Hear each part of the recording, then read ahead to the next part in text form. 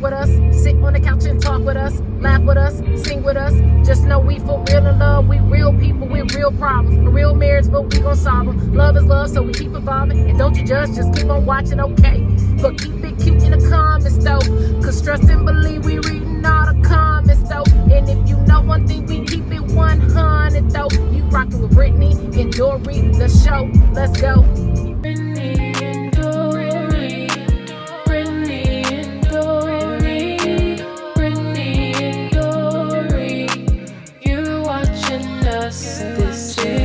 So what up, world? It's your girl Brittany and Dorrie, and we are Brittany and Dorrie. So this next video we about to bring to y'all, it's just us kind of talking through our process of what happened after our second failed attempt.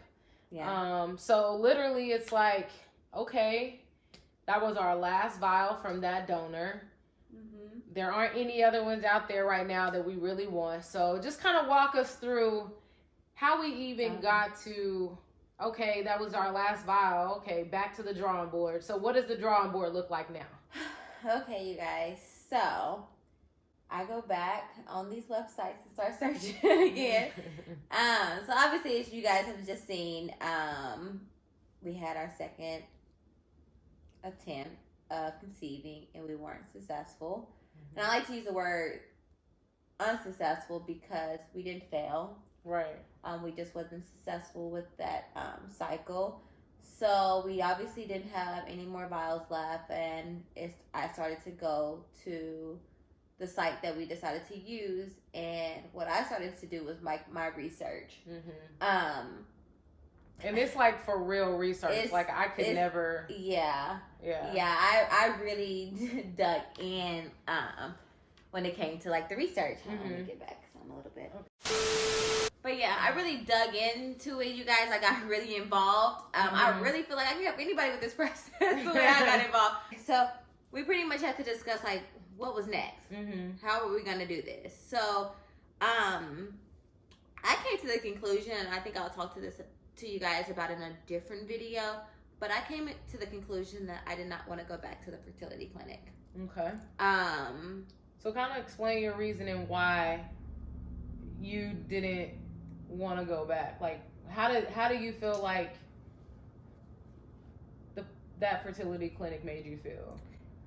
So I really did I liked the doctor, you know. Mm-hmm. Like I said, on our first consultation we was all giddy, ready, you know, excited about it. But after going into the fertility clinic, I felt like a number.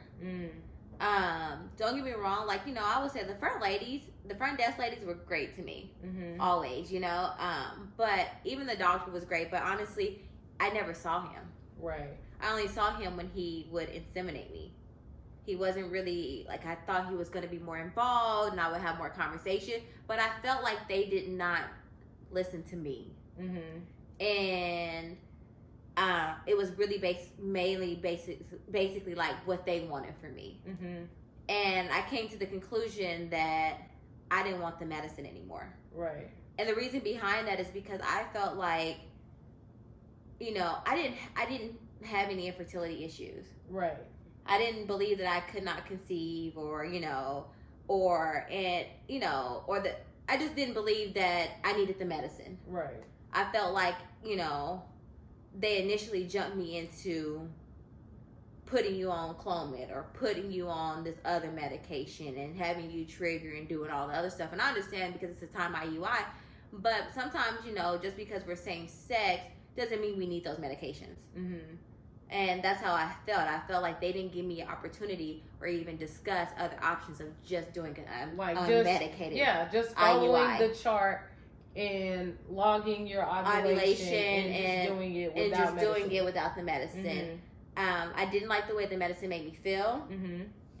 You know, it made me sometimes, like I said, it made me sometimes feel like I was having some kind of symptoms, or like I would feel like, cramping, and obviously, on the first IUI, I don't know if I said this or not, but right after our first IUI, I believe I developed cysts. After that, and I couldn't, when it came to doing the second IUI, I couldn't do it right back off the back. Remember, that was the first IUI, right? Yeah, because I remember I had this like feeling in my stomach. It was like a ball that was like so painful in my stomach, that I would be like, babe, like, what is it? You remember it was hurting so bad, even if you pressed on it. So come to find out, after that first IUI, I developed cysts. And the cysts obviously go away. They're supposed to go away by themselves. Because when I went to the doctor and they did my sonogram, and literally my follicles, they're usually supposed to be like, say for instance, on the camera this size, they looked like mature. They was like sizing 18 to 21, and that's technically considered a mature follicle. And at that early stage of my cycle, they shouldn't have been that big. So they were technically cysts. So obviously I had to go through that cycle and start over again with a second IUI, which they put me back on medicine. I believe I was on letrozole is what it's called, the second time. And that's when I decided, I was just like, I don't want to do any more medicated IUIs. And I got it from another girl here in Dallas. I reached out to her a while ago, and I asked her about her, what medicine they had her on. And she said, I didn't take any medicine. She was like, I did it unmedicated, and obviously she got pregnant. So I said, that's the next route I want to do. Right. And that's what we decided to do. Yeah. So pretty much, obviously, we found another doctor. Right. And I had to ask her, because she doesn't do it. She's done it before, but that's not what she does. Because I even called prior to going to her and asking, like, well, does she do IUI? And they told me no, but she will refer you out to somewhere else. So I happened to go to her and asked her, and she agreed to do our next IUI for us. And then after that, we had to pretty much go back to the drawing board of finding a donor. Right. So, because we didn't have one. Which was definitely a task in itself, because it's like you are on this like natural high of like, okay, we have what we want. For sure it's going to happen within this time frame. Like, surely it's not going to take more than 2 times. So, like, this is what we got. And, like, I promise you, when you find your donor, you be so relieved, because it's, like, so exhausting. It's looking up donors. Yeah. Well, all the time. Yeah, all the time. And I think, and I'm just going to be real, babe, I think I was looking up more donors than you were. Probably, because I think I was doing like, more research than you were. Yeah. And I'll be like, babe, did you look up donors today? I'd be like, I'm sorry, baby. I didn't get to it today. Yeah, but it's okay, though. But I would say, I don't know if y'all remember in our last video how I mentioned that when the chirobank reached out to me about the donor being available, and obviously we turned it down because we already had 2 vials from the other guy. Well, this donor was going to supposedly become available again in late summer, they said. Yeah. So so they pretty much obviously said, the donor would come back available. So I stayed on the wait list. But I was still doing my research. So I would get on the boards of the donor sites, and then I would also join these groups in Facebook where sometimes people have used a donor and they no longer need that donor because they were successful, so they're selling their vials. And the crazy thing is that are we going into this? Yeah. Okay. So the crazy thing is that we've been waiting on a donor. Yeah. This particular donor on the wait list, and he has yet to come available. Yeah. And I mean, we're checking like every day on the wait list. We're checking to see, and even if he doesn't come up, we're still looking for other donors. Yeah, other donors. And just nothing is coming up at all for us. Yeah. And so I happened to get on, like, find this I happened to find this group on Facebook, and I went on there and I asked if they had any of these, did anyone have these vials available?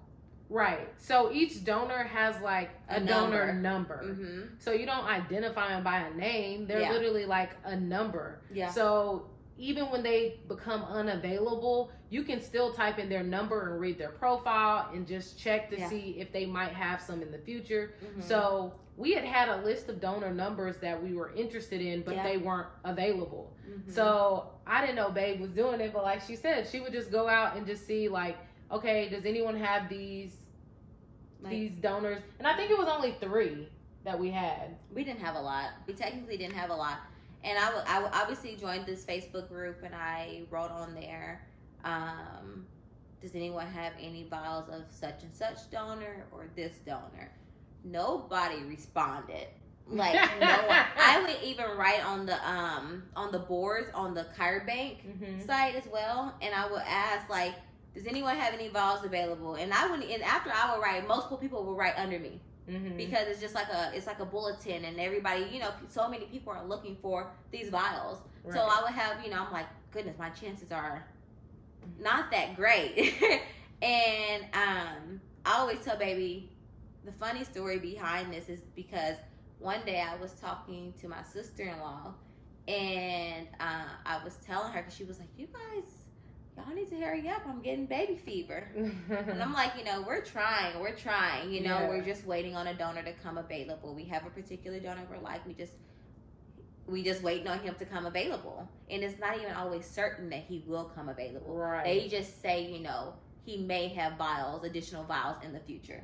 Yeah. So you don't even know if they're going to come. Yeah. Or when. You just kind of waiting. Yeah. So, like, I had that conversation with her, say on a Tuesday. On a Wednesday, I get a message from a lady that says, hey, I have 3 vials available. Mm-hmm.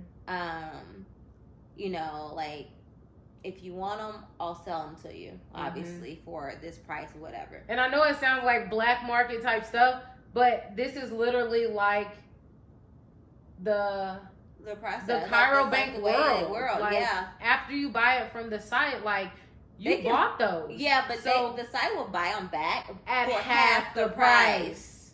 At half the price. Yeah. So you losing half the money because you no longer need it, because maybe you had a successful pregnancy, so now you have these vials you don't need. Yeah. So the site will buy them back from you. They're gonna get 50%. Mm-hmm. So people try to sell it to somebody else at the wholesale price that they bought it at. And it seems scary. It does. Because we were so scared. Because the amount of money you're basically sending to a stranger. But tell our story, because I do feel like it was unique and it was nobody but God. It was nobody but God, because obviously, she reached out to me and we kind of started talking on Facebook, and she just kind of just let me know, about the donor in a way and her child, and, just kind of just telling me like what we have to do. But like I said, like I kept telling Babe, I'm like, babe, well, what should we do? It's like, we don't have that long, like, we got to make a decision. And I think at first you were I was kind of hesitant. I was just like, well, why can't we just wait on this same donor to be available on the site? They're saying that he may come at the end of summer, and and Babe's just like, but this person has them right now. And I think she's charging a little bit more, but she has them right now. And I think on top of that, sometimes it's, I had this conversation with you, I think the day that it happened, I said, it can't be anybody but God. Mm-hmm. Because I literally had the conversation with someone on Tuesday, and then the next day, this person reaches out to me. Mm-hmm. And mind you guys, it's been weeks later since I wrote on this post. Right. And no one has reached out. No one has said anything about this donor or anything. And the crazy thing about it, though, and like I was telling Baby, is that after I wrote it, I think 2 other people asked about this donor, same donor. And for some reason, there was one person that was above me that asked about this donor.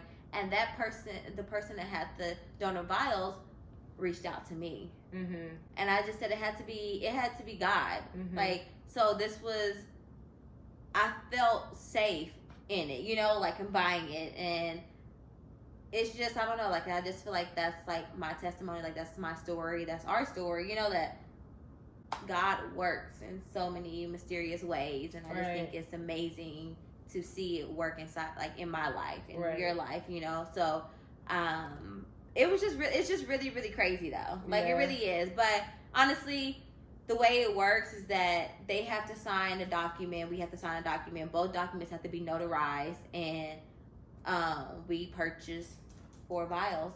Yeah. The person actually had 4. She thought she had 3, but she actually, when she went to her bank, she actually had 4 vials. 4.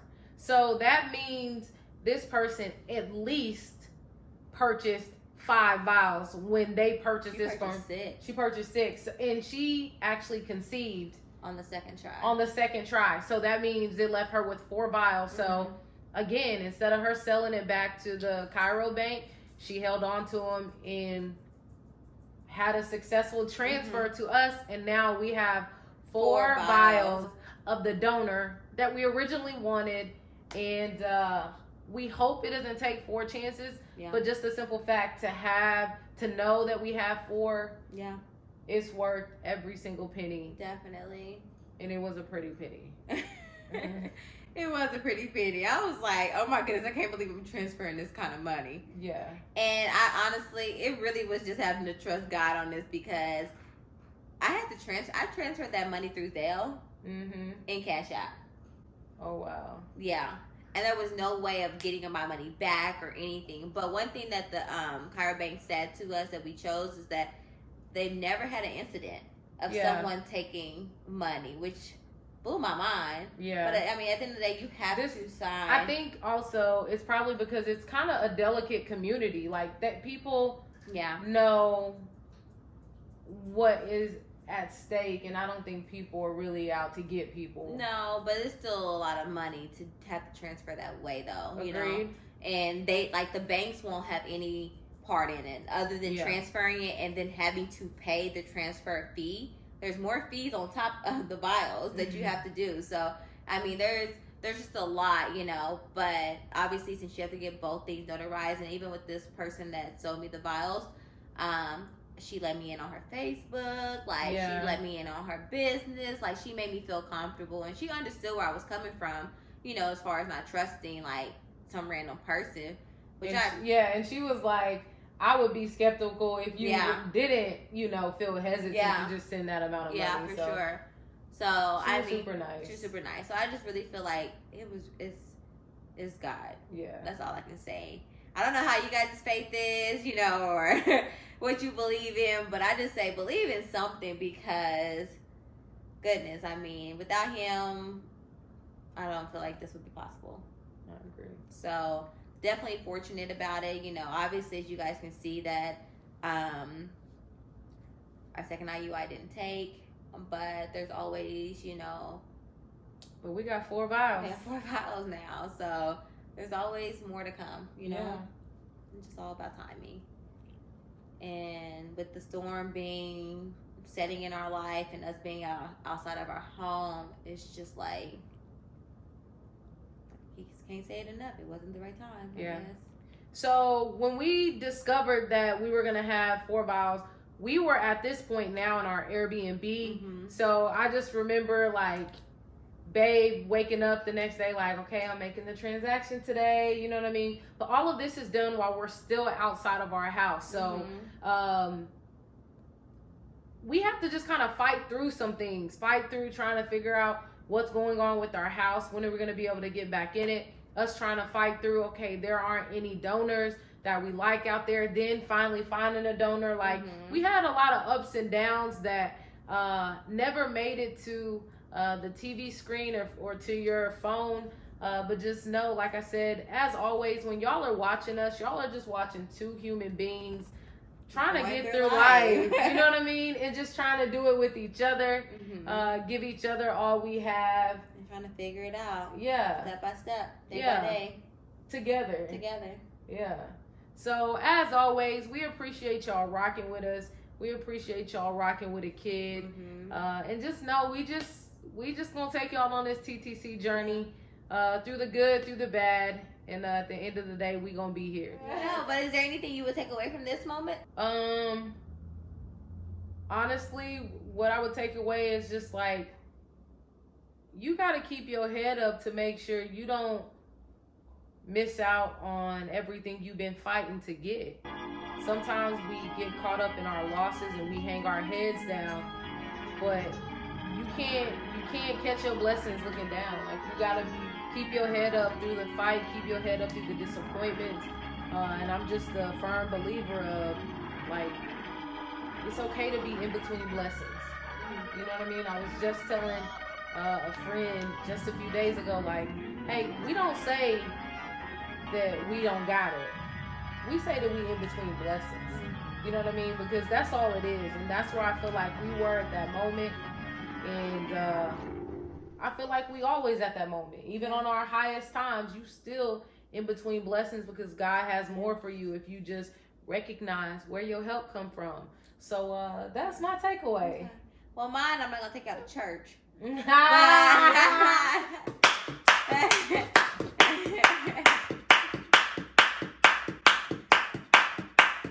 Go Creek, go Creek, go Creek, go Creek, go Creek, go Creek, go Creek, go Creek.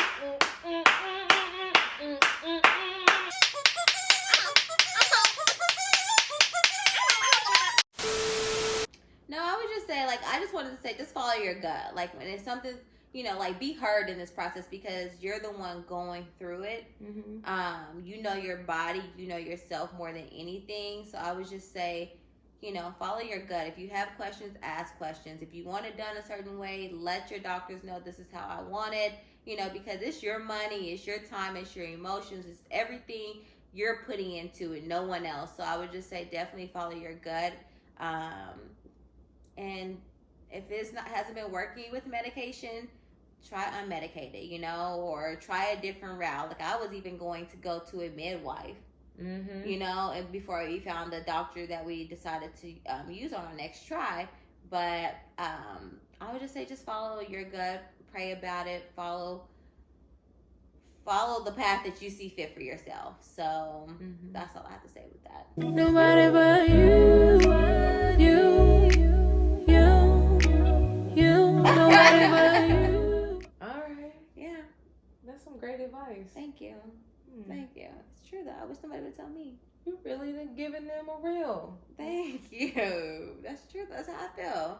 Okay. I feel, because if I would have questioned those doctors, maybe it could have worked. You know, I mean, I'm not going to go back and say, well, this, you know, maybe this would have did it. But, you know, I do wish I would have asked more questions. Yeah.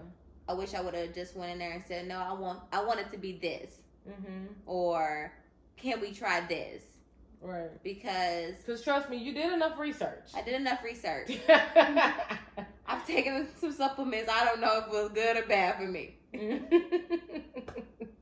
I drank the pineapple juice and the cranberry, or not the cranberry. They say pomegranate juice and pineapple core. They said eat the pineapple core. Okay. I did a lot of things. I'll tell you about that later on. So, girl, she giving y'all false promises.